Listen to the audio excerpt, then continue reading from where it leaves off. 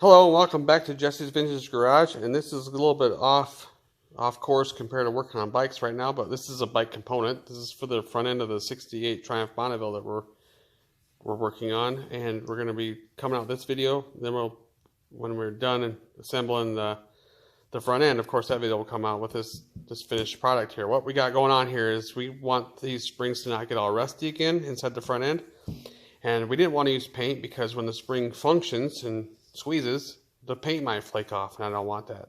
So there's a few options we thought and considered, and we decided to go with like a bluing process. And what we got here is a solution called OXPHO-BLUE by Brownells, and it's for guns, but we've used it before on guns. We don't really talk about guns or show any videos on that stuff right now, but it's another hobby that we like. But anyway, what we're going to do is we're going to start applying this stuff to the spring. And we kind of like started off a little bit just to see if it's going to work out. And we can already tell right now that it's starting to darken this up and kind of like blue it. And what this is it's corroding the metal to make it turn black by also protecting it from getting rusty. So when this gets put inside the front end, we're going to have it all greased up anyway, but we just didn't want any more rust to happen. So we're going to apply this stuff to this whole spring. Alright, so we're going to start getting ready to blue those springs up. And what we're going to do is we're going to be following to read blue entire gun instructions here a little bit. We're not going to follow it to the T. What I mean is there's a lot of different ways of bluing stuff out there, and we're going to do things a little bit differently than what the instructions are here.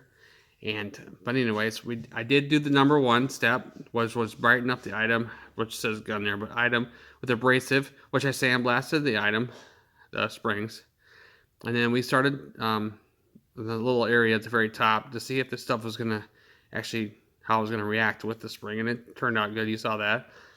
And then we want to make sure we saturate the whole thing. So we're gonna do things a little bit different there instead of rubbing it.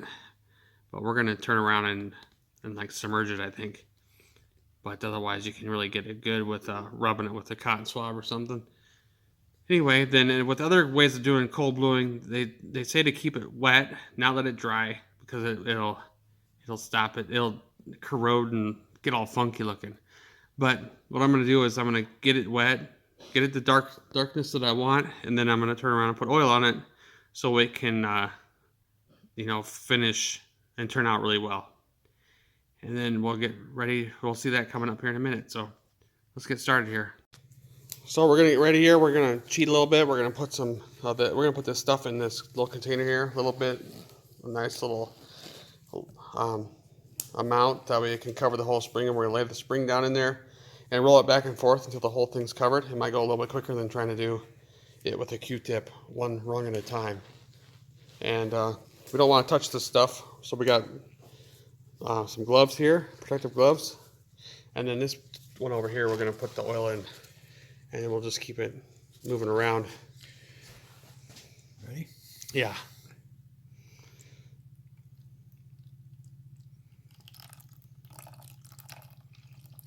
We're going to angle it there. Okay, do you want like something to hold it? Okay, I got it. Okay. There we go, look at that. We can roll it around a few times, see?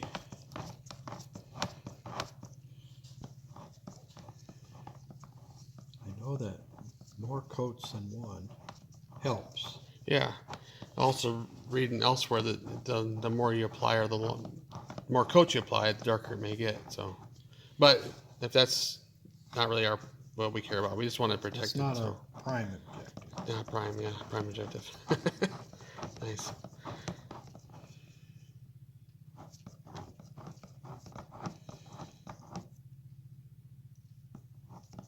Gloves are getting black. Yeah, it's starting to tarnish and starting to corrode like the bluing process does to metal. It's kind of what it is. It's a tarnishing. This only works on ferrous metals.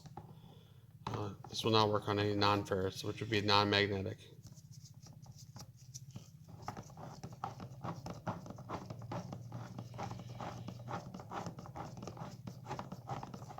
The nice thing about not parkerizing is I don't have to worry about getting the component hot like you do in parkerizing. With it being a spring, it might change its molecular structure, so I don't really want that either. Now I'm going to spray.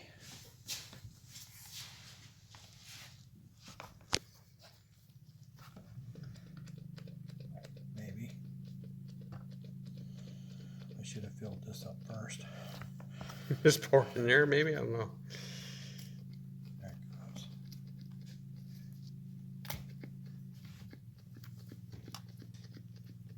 Start kind of a rusting.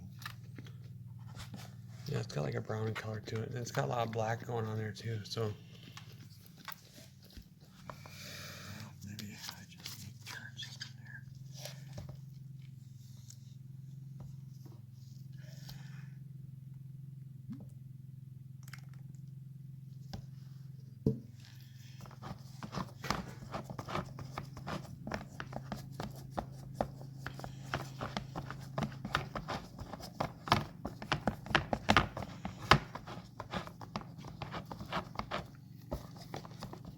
See, it wipes. Gotta wipe it down, it says too. Yeah, that's the whole purpose of rubbing it, so that's probably the other part of the.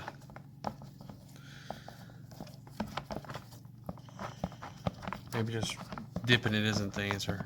You know, maybe we got. Oh, it is. I mean, it's. You covered it a lot quicker that way. Yeah, but you gotta get it coated.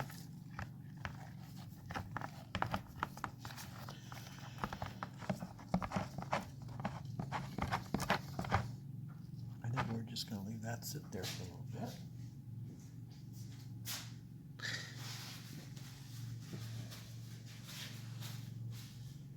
Yeah, try the other one now.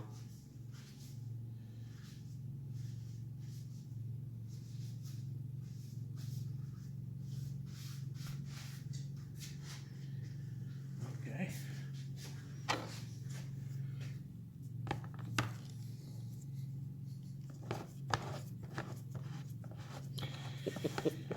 That's nice that it goes pretty quick like that.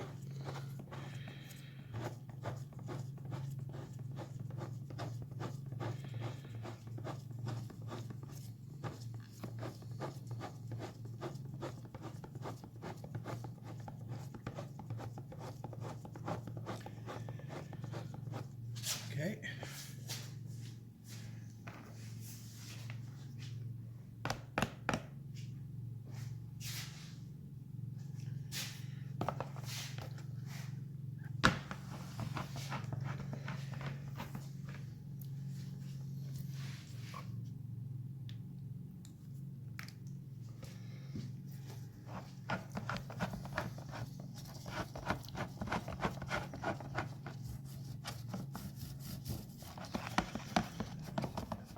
Just gotta wipe it down good when we get done.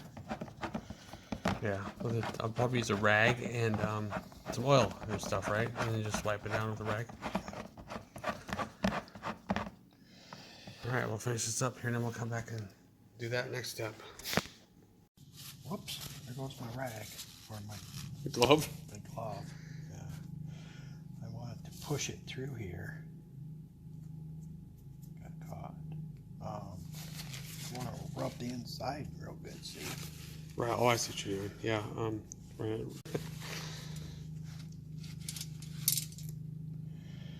There, now it's not brown no more. Right. Now we'll get the other one.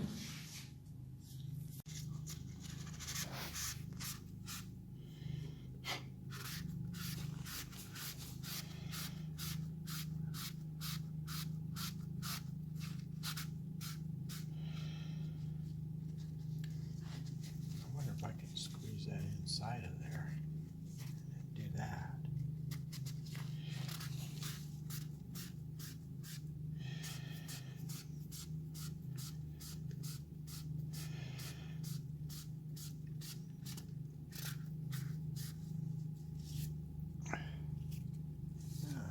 Yeah, it looks pretty good. There's some brown on this end, but other than that, it looks pretty good. Okay, we'll do this then. Like I did the other one.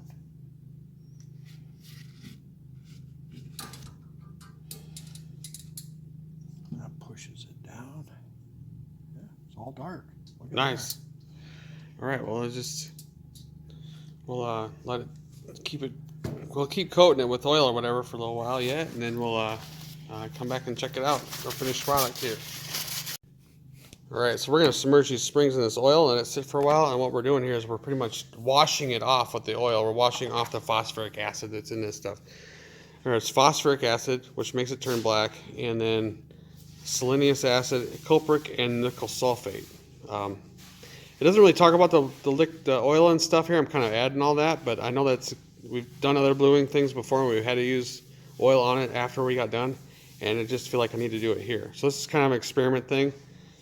See how this turns out for what we're working on. So come back in a while here, and we'll see what it looks like, and then we'll pretty much wipe it off and call it the end and see our result at the end. Well, here's the finished product, I guess. This kind of comes to the end already. It's real quick, simple process. This is nice and black and dark and protected with bluing. It's kind of wet yet from the oil. It'll eventually get it all cleaned up, but there's some really dark spots and some lighter spots, but I don't care about the overall darkness of it being super dark or not. It might not be perfect enough for like a gun or something, but anyways, this will work really well for what we're going to use it for in the 68 Triumph front end. So hope this helped you out with like cold blue and stuff. It was pretty entertaining. Kind of went quick. I was pretty happy about this. So like I guess we're going to come to the end here. So I hope you enjoyed everything, and we'll see you again soon. And some other stuff we got going on. Got a lot going on around here. So I've been pretty busy this spring. So I got some videos coming. Sorry it was such a drawn out process in some of these videos, but had stuff happen we just had to deal with, and then it's all good. So anyway, we'll see you again soon. We got like a lot more to do on the 68 yet. Get into the new project, and then get back on that 56. So 56 Harley Davidson. So hope you'll stick around for all this stuff. There's a lot of entertainment coming up.